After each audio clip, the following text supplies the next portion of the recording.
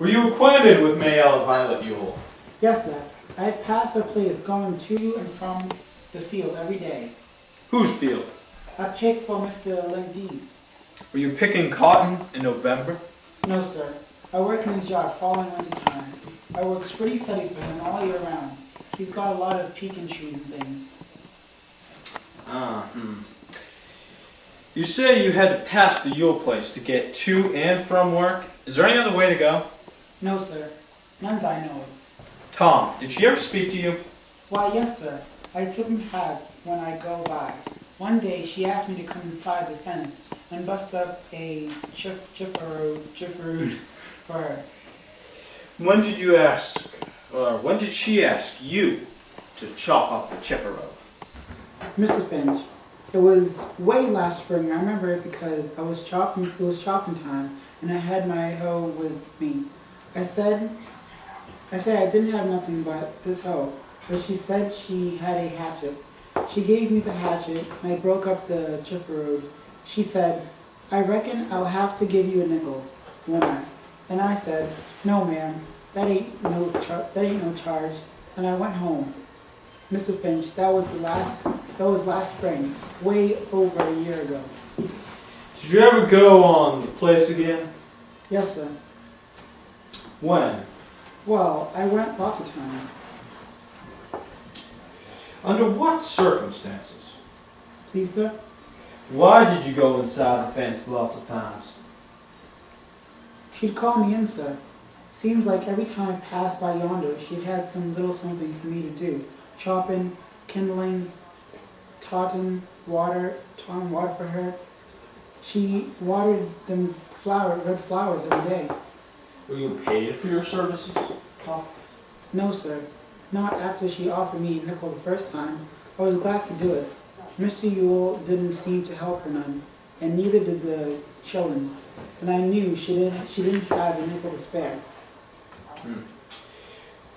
Where were the other children?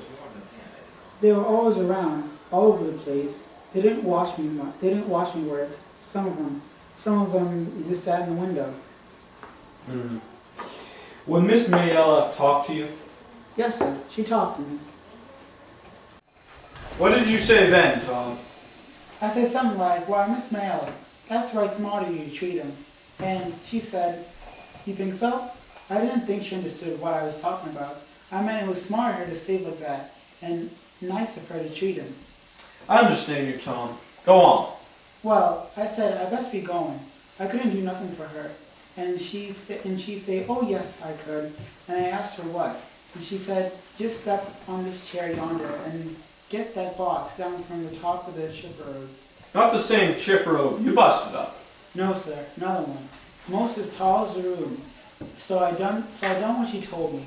And I just reached, well, the next thing I know, she grabbed me around the legs, Mr. Finch. She scared me so bad I hopped down and turned the chair over that. That was the only furniture struck in the room. I swear to God. Then what did she do? She reached up and kissed me, side of the face. She said she never kissed a grown man before, and she might as well kiss a Negro. She says what her papa do and to her don't count. She says, "Kiss me back, Negro." I say, "Miss Mayella, let me out of here," and tried to run back, and I got her back to the door, and I kind of had to push her. I didn't want to harm her, Mr. Finch. I say, "Let me pass," but just when I say it, Mr. Yule yonder hollers through the window. What did he say, Tom? Something not fitting to say for these folks and children to hear. What did he say, Tom? You must tell the jury. What did he say? He says, "You God, I will kill you." Then what happened, Tom? Mr. Finch, I was running so fast I didn't know what happened. Tom, did you rape Mayella Yule? I did not, sir. Did you harm her in any way, Tom? I did not, sir. Did you resist her advances? Mr. Finch, I tried. I tried, though, being ugly to her. I didn't want to be ugly.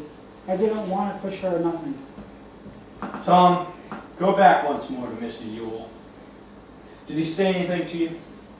Not anything, sir. He might have said something, but I wasn't there. That'll do, Tom. What did you hear? Who was he talking to? Mr. Finch, he was talking and looking at Miss Mayella. Then you ran. I sure did. Why did you run, Tom? I was scared. Why were you scared? Mr. Finch, if you were an eagle like me, you would be scared too. Go ahead, Mr. Gilmer. You were given 30 days once for disorderly conduct problems. Yes, sir. What did the Negro look like when you got through with him? He beat me, Mr. Gilmer. Yes, but you were convicted, weren't you? It was a misdemeanor, and it's in the records.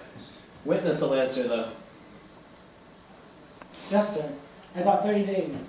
Robinson, you're pretty good at busting up Chippewa and killing them with one hand, aren't you? Yes, sir. I reckon so. Strong enough to choke the breath out of a woman and swing her to the floor?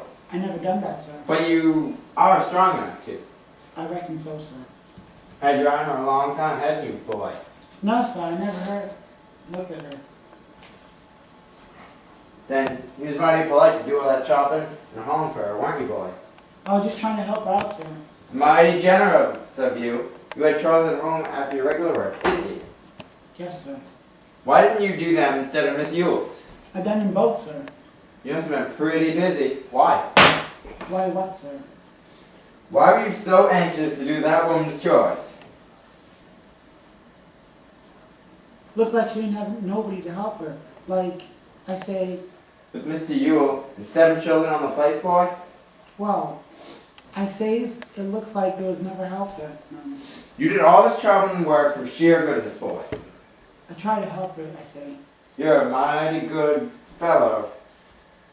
Did all this work for not 1 penny? Yes, sir. I felt right sorry for her. She had- You felt sorry for her? You felt sorry for her? Now you went by the house as usual. Last November 21st. And she asked you to come in and bust up a chip roll. No, sir.